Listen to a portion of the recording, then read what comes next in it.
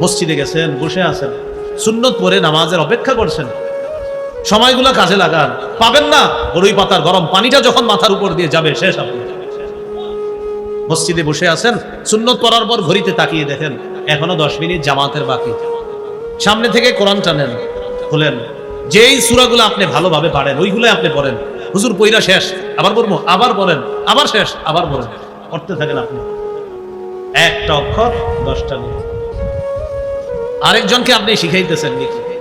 এই জন্য মসজিদ ভিত্তিক সকালের বক্তব্যটা গুরুত্ব দিতে হবে, আগের চেয়ে আরো বেশি গুরুত্ব দিতে হবে।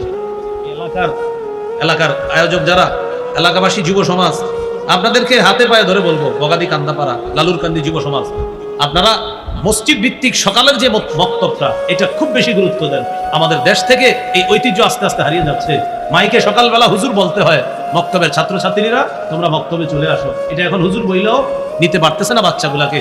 আগে 250-300 ছাত্রছাত্রী সকালবেলা মক্তবে হয়ে যেত, 10 জন 5 জন এখন মক্তবের ছাত্রছাত্রী।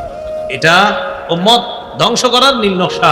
মসজিদ ভিত্তিক বক্তব্যগুলো যদি গুরুত্ব না দেওয়া হয়, মানুষ নাস্তিক হতে সময় লাগবে না। এটার গুরুত্ব যত বাড়বে, মুসলমানের সন্তানগুলা নাস্তিকতা থেকে তত ফিরে আসবে। কারণ সকালের ওই শিক্ষাটা সারা জীবন থাকে।